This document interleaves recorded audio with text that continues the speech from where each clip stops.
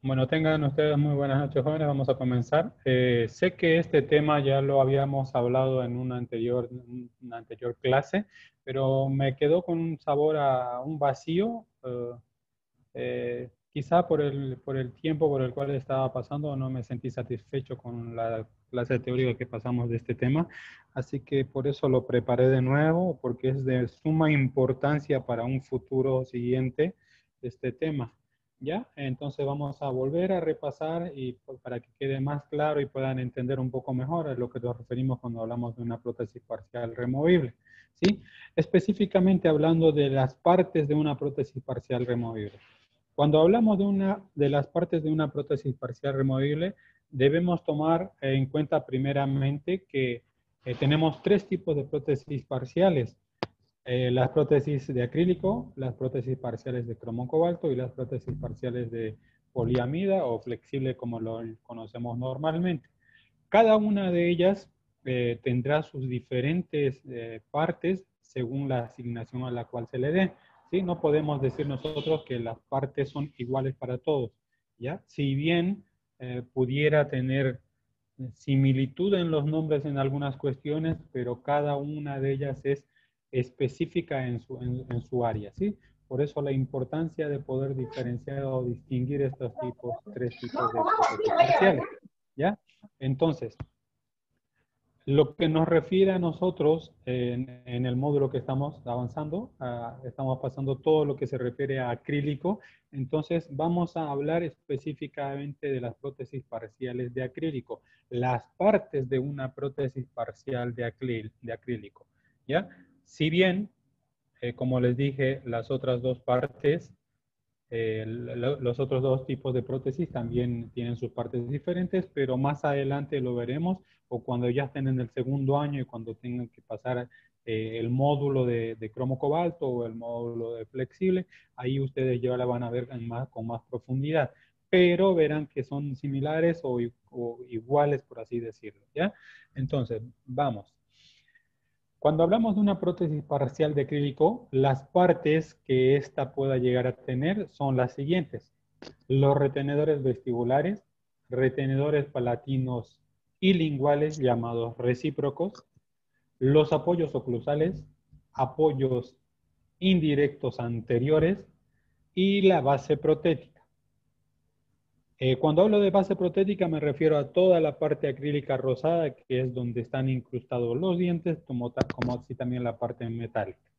Vamos a desmenuzar uno por uno para que tengamos una mejor idea. Hablamos de retenedores vestibulares. Como su nombre lo indica, son retenedores que están de la parte del vestíbulo, o sea, es decir, que están de la parte de afuera o de la parte anterior del diente. Son las que se podrían llegar a mostrar o los que se ven cuando uno habla, sonríe o cualquier otro motivo, ¿ya? La función principal de estos es la de darle retención a la prótesis, por eso se llaman retenedores. Vuelvo a repetir, la función principal de estos es la de darle retención a la prótesis, evitando que la prótesis se salga. Es muy importante realizar la retención por debajo de la línea del ecuador. Como podemos ver nosotros en la imagen, sabemos, y les hacía hincapié en la otra clase, toda pieza dentaria tiene un tercio medio en el cual está situado por lo general en casi todos los dientes una línea imaginaria llamada la línea del ecuador, que es la más prominente o la más elevada en esa pieza. Todas las piezas tienen línea del ecuador. Entonces, dice que los retenedores vestibulares deben estar confeccionados por debajo de la línea del ecuador. Tomemos nosotros en cuenta que si ponemos como ejemplo una pelota y la mitad de esa pelota redonda es la línea del ecuador, si nosotros pasamos por debajo de la línea del ecuador, automáticamente el gancho se va a retener ahí abajo y va a evitar que se salga, ¿no? Entonces, es un ejemplo a tomar en cuenta. Podemos ver mucho mejor en el ejemplo del dibujo que ahí podemos mostrar. En ese molar, notamos ahí la línea del ecuador, el cual nos dice que la retención siempre se va a encontrar por debajo de la línea del ecuador, ¿sí? Todo lo que es encima de la línea del ecuador es lo que es la estabilidad de la prótesis o la estabilidad del gancho en lo que estamos hablando hoy día. Seguido, tenemos los retenedores posteriores o recíprocos. Los retenedores posteriores que se realizan tanto en molares, premolares, mayormente los retenedores recíprocos o retenedores palatinos o linguales se realizan de segundo premolar a segundo molar. Casi muy raras veces, en caso de que sean extremos, se pueden hacer en primeros premolares, ¿sí? Más peor en un primer premolar inferior por la forma anatómica que ésta tiene, ¿sí? Entonces, muy rara vez se hace un recíproco en un primer premolar, ¿sí? A menos que no tengamos piezas de donde sostenga, pero por lo general ni aún así se llega a hacer. Se hace un recíproco, pero solamente con una base acrílica, ¿sí? Entonces es algo a tomar en cuenta también. Dice, la función que cumple el recíproco es la de darle estabilidad a la prótesis, como decíamos anteriormente. Los retenedores vestibulares le dan la retención y los recíprocos le dan la estabilidad. Ahora, diferenciemos qué es lo que es retención con estabilidad. Ponemos como ejemplo, tenemos una persona al cual está sujeto de ambos lados por otras, a ver, pongamos un ejemplo de dos policías. Los dos policías los tienen de los dos brazos a la persona sin que se pueda mover a ningún lado, ¿sí? Sin que ésta se pueda mover a ningún lado. En este caso tenemos una retención de esa persona en el mismo sector, ¿sí? Retención de esta persona en el mismo sector. Si bien esta persona se podrá mover ligeramente en forma vestibular o en forma de para atrás, para adelante, o un poquito para un costado, un poco para el otro costado, pero esta no se podrá zafar de lo que está sujeto entre los dos policías. A eso nos referimos con retención. El diente no podrá salirse o la prótesis no podrá salirse de ese sector. Retención. Ahora dice, el recíproco cumple la función de la estabilidad. Estabilidad quiere decir que la prótesis no se va ni giroversionar, ni se va a ir a vestibular, ni se va a ir a palatino, ni se va a distalizar. Es la cuestión de la estabilidad, darle estabilidad a la prótesis, ¿sí? Entonces, es muy importante poder diferenciar entre uno y otro. Dice, a diferencia del retenedor vestibular, el recíproco debe estar confeccionado por encima de la línea del ecuador. ¿Por qué debe estar confeccionado por encima de la línea del ecuador? Porque nosotros no necesitamos retención en la parte posterior. Si la retentividad de la prótesis ya nos lo está dando el retenedor vestibular. Entonces, lo único que necesitamos es estabilidad de esa prótesis, el cual nos lo da un recíproco. ¿Sí? Entonces, es muy importante poder diferenciar y poder distinguir entre uno y otro. Luego tenemos los apoyos oclusales. Como su nombre bien lo indica, apoyos oclusales. Estas solamente se confeccionan en la parte oclusal. La función que cumplen los apoyos oclusales es la de impedir instrucción de la prótesis en sentido oclusogingival. ¿Qué quiero decir con esto? Si hablamos vulgarmente, para que la prótesis no se incruste en la carne o en las encías de las personas. Eso es lo que evita los apoyos oclusales, que la prótesis se incruste y lastime a lo que es el tejido blando de las personas. Se puede decir que también los apoyos oclusales cumplen una función de retentividad, ya que en muchos lugares o muchos odontólogos preparan unos orificios o nichos, como se llaman vulgarmente, en el cual incrustan perfectamente los apoyos oclusales y le da una mayor retentividad y aún así más estabilidad a la prótesis. ¿Ya? Entonces, los apoyos oclusales, la finalidad o el principal factor o la principal cosa que cumplen es la de evitar que la prótesis se incruste en sentido oclusogingival. Luego tenemos los apoyos indirectos anteriores, ¿sí? Cuando hablamos acerca de prótesis parciales acrílicas, mayormente hoy en día ya no se las hace, ¿sí? Debido a que podrían provocar daños en el momento de colocar y extraer dicha prótesis, ¿ya? Debido a que estas, por lo general, siempre están apuntando a la parte anterior y pueden provocar úlceras, pueden provocar lastimaduras en la lengua, pueden provocar incomodidad, ¿sí? Pero si no se hacen es porque justamente por el motivo de que es más parte de lo que no se acostumbra a la persona que por lo que es el trabajo en sí, ¿ya? Pero si es necesario se debería de realizar. Al igual que los apoyos oclusales, estas impiden la intrusión de la prótesis en sentido oclusón gingival anterior al nivel cervical. Decíamos anteriormente que los apoyos oclusales evitan que la prótesis se incruste en la parte gingival, en la parte posterior. Entonces, los apoyos indirectos anteriores evitan que la prótesis, la parte anterior de la prótesis, se incruste a nivel de las encías de la parte anterior de los dientes. Esto sucede muchas veces que cuando no están bien confeccionadas o no tienen un buen acabado, debido a que no tienen apoyos indirectos anteriores, la prótesis empieza a incrustarse y a provocar esa alveolitis o una gingivitis a nivel cervical de los dientes, ya, y haciendo que parezca que la raíz de los dientes se exponga, justamente debido a esto, a que no está bien confeccionado o no le dieron un buen acabado, ¿ya? Mayormente hoy en día se reemplaza los apoyos indirectos anteriores directamente con un acabado de acrílico a nivel de los cingulum, ¿sí? Eso hace que la prótesis tampoco no se incruste y la presión se ejerza directamente sobre la pieza, ¿sí?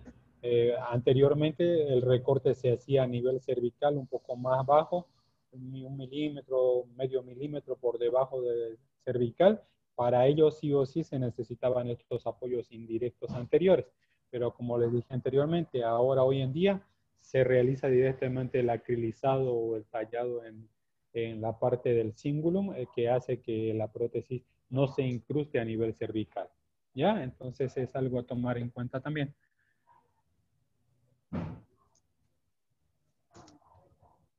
Ahora, decimos que todos estos retenedores, apoyos oclusales, retenedores vestibulares, retenedores recíprocos, todos estos ustedes los están confeccionando con un alambre media caña. El alambre media caña, si hay alguno que no lo conozca, es un alambre de un alambre redondo cortado por la mitad, por eso el nombre de alambre media caña, ¿sí? El grosor de los alambres varía según el trabajo que vayamos a realizar. No es que solamente existen dos tipos de alambres media caña como los que utilizamos en el instituto. Existen mucha gran variedad o tamaño o medida o dimensiones de tipos de alambres de media caña. Pero los más utilizados, los que utilizamos cotidianamente en cualquier laboratorio, son los de 0,65 y 0,75 milímetros, que son los cuales lo están utilizando cada uno de ustedes. Podemos decir que los alambres media caña, los cuales estamos utilizando en el instituto y los cuales están utilizando cada uno de ustedes, según el espesor o el tamaño o el grosor que utilice cada uno de ellos, se utilizará en diferente aspecto o en diferente cosa. Tenemos que el alambre de media caña de 0,65 milímetros, por ejemplo, que es la más utilizada o en su mayoría de los casos, por la gran mayoría de los protecistas, es el único que utilizan, por ejemplo, por así decirlo, ¿sí? El 0,75 a veces lo obvian por el hecho de que es un poco más grueso, cuesta más manipularlo, darle un poco más de forma, entonces mayormente utilizan el de 0,65 para todos. Pero aquí nosotros podemos ver los parámetros o para qué se utilizan los alambres media caña según su dimensión. El alambre de media caña de 0,65 milímetros se utiliza para realizar retenedores vestibulares en la parte anterior. Cuando hablamos de la parte anterior nos referimos caninos e incluso primeros premolares y segundos premolares, ¿sí? ¿Ya? Hay una breve corrección. Caninos, primeros premolares y segundos premolares, 0,65 siempre o casi siempre se debe utilizar. Apoyos oclusales, 0,65. Apoyos anteriores, 0,65. Retenedores vestibulares posteriores, 0,65 y recíprocos 0,65. El alambre de media caña de 0,75 en el único caso que se debe utilizar son cuando realizamos retenedores vestibulares posteriores, más específicamente para primeros molares y para recíprocos posteriores. ¿Sí? Son los dos únicos casos en los cuales se utiliza el alambre de media caña de 0,75 milímetros. ¿Sí? Entonces, si bien el de 0,65 es el más utilizado, podemos nosotros notar que ambos se deberían de utilizar. El de 0,65 al ser un poco más delgado es más fácil de manipular y es más fácil de darle forma y darle más regularidad o de trabajarlo que el de 0,75, pero el de 0,75 tendrá una mayor dureza o será más firme en la parte posterior y cuando tengamos más retención. ¿Sí? Entonces, es de suma importancia poder trabajar con ambas y poder acostumbrarnos a realizar los dos tipos de ganchos o los dos tipos de trabajos con los dos diferentes tipos de alambres para que no nos mal acostumbremos con un solo tipo de alambre. ¿Sí? Entonces, si bien les decía anteriormente también que hoy en día muchos laboratorios, muchos técnicos e incluso odontólogos prefieren que los retenedores sea con alambre redondo circunferencial y no media caña. Esto debido a que si tomamos en cuenta que el alambre media caña tiene ambos lados en forma más filosa, esta al momento de incrustar o retirar la prótesis va a empezar a hacer pequeños desgastes a nivel del esmalte del diente. Entonces, quizás en ese sentido es que prefieren muchas veces que se utilicen alambres redondos y no de media caña. ¿Sí? No con esto quiero decir que se deben de reemplazar los alambres media caña por un alambre redondo, ¿no? Por algo se fabricaron los alambres de media caña, no es que lo vamos a reemplazar porque nos resulta más fácil poder manipular un alambre redondo, ¿sí? Los alambres redondos mayormente están hechos para la parte ortodóntica, para hacer eh, todo lo que se refiere a los retenedores o poder hacer arcos o todo lo que se refiere a lo que es ortodoncia removible, ¿sí? Entonces, si bien, vuelvo a decir, podemos utilizar alambres redondos, esto siempre repercutirá en el criterio o los requerimientos que diga el odontólogo y nosotros como técnicos y como conocedores del tema tendremos que ver cuándo y por qué debemos utilizar un alambre redondo y cuándo y por qué se debe utilizar un alambre de media caña. ¿Sí? Entonces, es algo muy importante a tomar en cuenta para que puedan ustedes diferenciar y tengan una mejor idea y ya poder realizar mejor sus trabajos. Como decíamos anteriormente, la forma que tienen los retenedores, tanto en la forma vestibular, los retenedores vestibulares como los recíprocos, si bien el doblado que se les enseña en el instituto es un doblado que cumple con un parámetro de un doblado estándar, cada uno con el transcurso del tiempo va tomando su forma o dándole ya su forma peculiar o que le repercute a cada uno para poder realizar los retenedores.